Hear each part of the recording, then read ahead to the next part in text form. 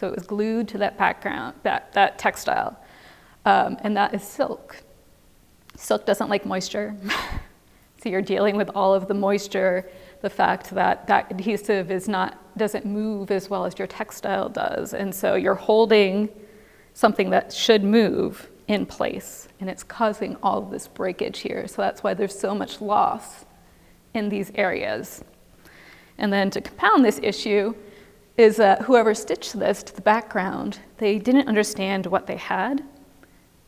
Did I put, yes. So this is actually the canton, so it should be up here. And so what, between me and the textile conservator, we figured out is actually that this is one piece that was folded, and it had become detached from this top line and had fallen forward. And so this area should actually be up here with this star here. But because it had fallen, someone stitched it that way. Okay. And so this is the most famous example when you think of flag conservation. So this is our Star-Spangled Banner. And the Star-Spangled Banner had been treated numerous times over the past. And so this is the latest conservation treatment, which cost millions of dollars and years to treat. And it was because someone, it's all usually good intentions, decided to stitch it, again, down to a background. But the stitches that they used were so tight and so spaced together that when you look at the flag now up close, it has this permanent impression mark of this weird web pattern that they had used to stitch the flag down. And so this is the whole team of conservators trying to take out all of the millions and millions of stitches, hence why it took so long, out of this poor flag. Yes. Yep. It's American history. Okay, so all parts of treating things. So this is not all of the steps, but these are the ones that are most applicable to flags. So first we're going to talk about cleaning. So as we know, textiles get dirty, both from being in dust, from being outside, from things running, from things spilling on it. So this is one example of one of our flags, and this is the wash water. So that's supposed to be clear originally, so you can see how dirty that is. And so again, the conservator needs to know how that textile is going to react to both the solvents and the detergents that you're using, as well as knowing how it's going to react as it's dried. So it's being dried under weight so that it keeps flat and it doesn't buckle as it dries or dries unevenly. And that's the flag. That's the before cleaning. So it's hard to see, but it is very dirty. And also that we have to be careful with things like this is that this is ink. And so usually extra care has to be placed on the ink so that more of it does not run like that you see there. So there's that. And of course I had to throw in some things I treated. So again, you clean all different types of material. So this is one of our belt buckles that is on display downstairs. Actually, it's upstairs on the second floor. And so this is how we got it. As you can see, this is a copper alloy belt buckle. And you can see all of the corrosion products that are really disguising a lot of the details. But unlike what a lot of metal detectors, you do not stick it in Coca-Cola. Usually we do not use chemicals to treat these because it's uncontrolled. And so we do everything mechanically by hand, usually with a scalpel, and slowly work away down to the stable layers. So you never want an old metal artifact to be shiny, because what you're doing is you're getting rid of the detail layers. So the corrosion products are actually preserving what the original surface is, especially with copper. And so you see here, although it's green, you can see all the details.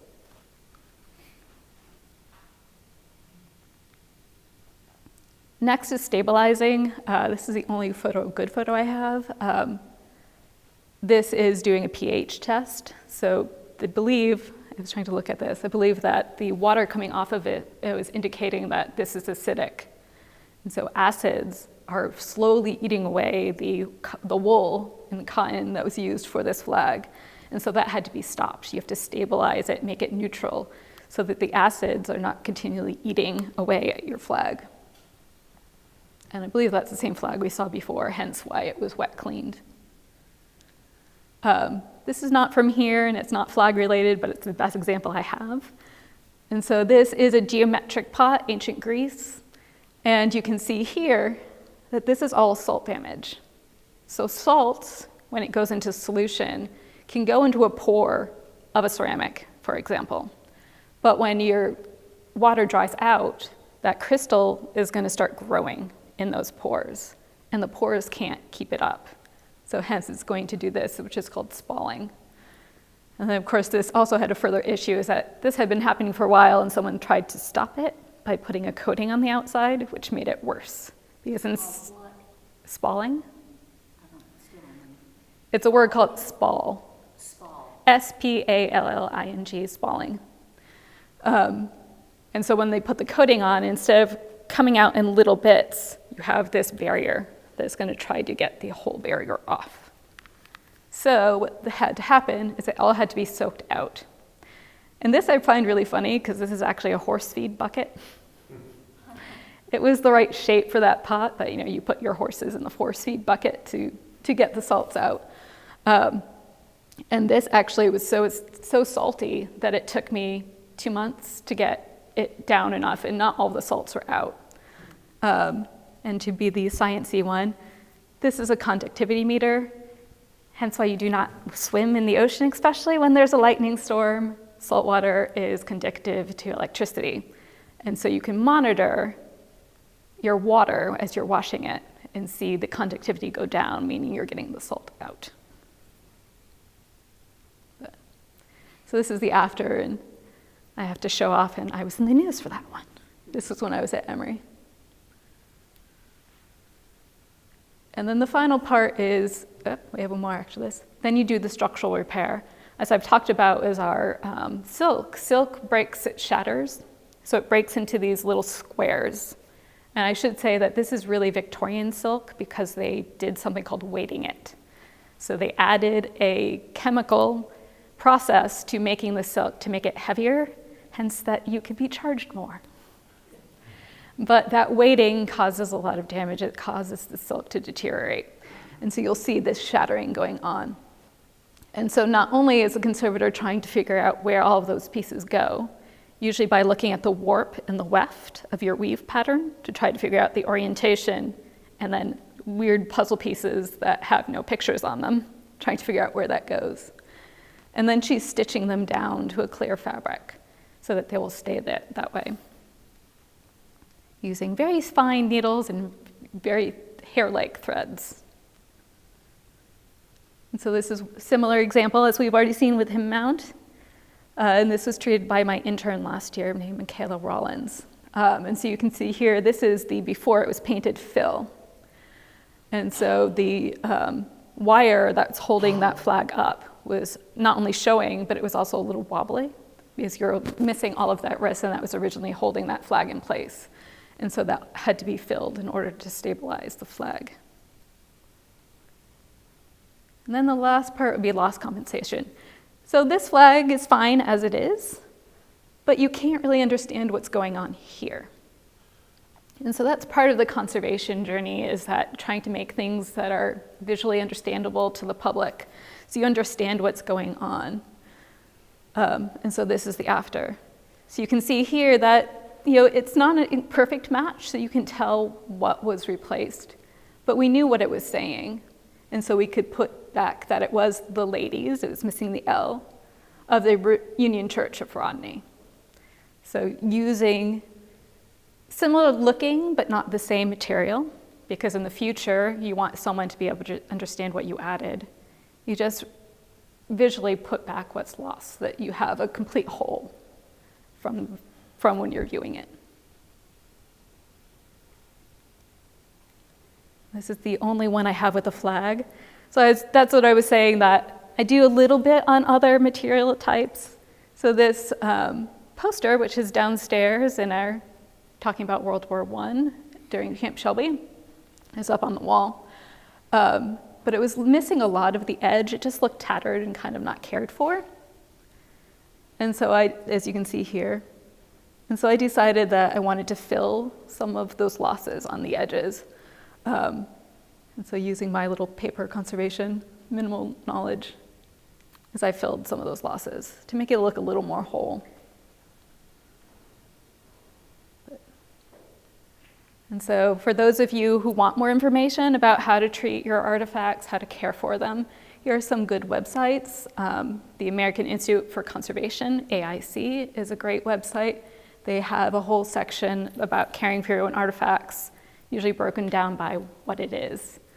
Other useful ones are these CCI notes, which is the Canadian Conservation Institute, and the conservograms. And then some books. This is one of my favorites, which is Caring for Your Family Treasures. And this is all about how to do the preventive care, how to make sure it's not further falling apart. But then, if you need a conservator, we have an area on the American Institute for Conservation's website, which is Find an Expert. And so when you go on there, you can type in not only where you are, but what you need treated, and it will give you a list of conservators who have been peer-reviewed, so those who are a professional associate or a fellow, who, again, peer-reviewed so that their knowledge is safe, that they will be doing the thing ethically.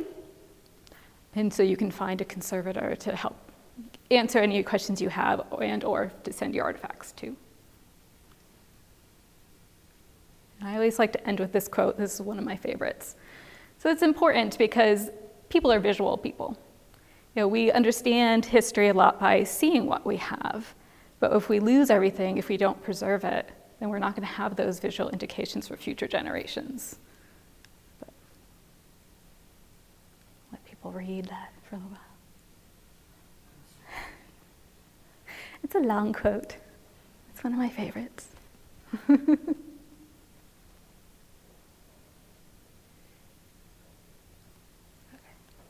I'll just end with this one. So I didn't have any good pictures of me treating flags, so this is my closest that I have. Can you tell I'm the older sister and do not want the brother having his arm around me? So I have not told my brother that this photo is included, but I'll have to apologize for being a bratty older sister growing up. But otherwise, I thought I would leave it up to any questions that anyone might have about our flags or conservation. No? No questions? Hi, Lucy. In the past, many years past, a lot of times they would try to make the flag look like it originally looked, and filling in every hole, making sure it was the same color blue and all of that. And now that is not what is the normal way to do, and explain why, because people still ask, why didn't you make it look better than that? And well, a lot of it is the always feeling with conservation that less is more. And two, we see ourselves as we don't want to be the artist. So we will replace what's lost if we need to understand it, but we don't use the same materials. And then a lot of it is that the damage is part of its history. And so it's that delicate balance of how much you treat and how much of the history do you understand. So example, the Katrina flag is a great example. Those tears are never going to be repaired, and we're never going to untie the knots that have occurred, because that's an important part of its history. So that's why a lot we will work with art historians and the curators to have the understanding of what's the important part of this. If, for example, the pot that I showed, the fact that it's salty is part of its history, but if we let that keep on going, it's going to be damaged. But I didn't fill all of those losses, because you don't need to. You can understand its complete whole without filling everything. Because we know that they're old, they need to have that sign of age. That help? Okay.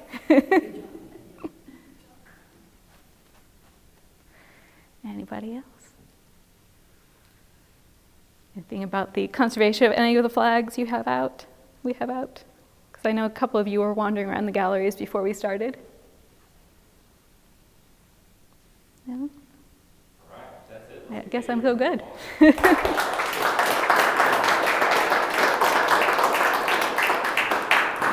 Thank you guys for being here today. Thank you, Katie, again. We will have our next gallery talk in this space on August 22nd. We'll have 19th century flag historian Greg Biggs that will be coming. He'll actually be doing kind of a two-part. We'll be here on Wednesday, the day before, for History is Lunch, and then we'll be here in the gallery on Thursday, the following day. So we want you guys to be back here. We also have a lot of great things. We have our Juneteenth event that's happening on June 19th, as well as a number of other Freedom Summers. The 60th anniversary of Freedom Summer that we're celebrating this summer. So we'd love to have you guys come back. But again, let's give Katie a round of applause and thank her for coming. And I'll hang around for a bit if you have any questions that you didn't want to ask in front of everybody. And Mr. Biggs is going to talk about the history of the flags. Yeah, so he's choosing several. He's the next.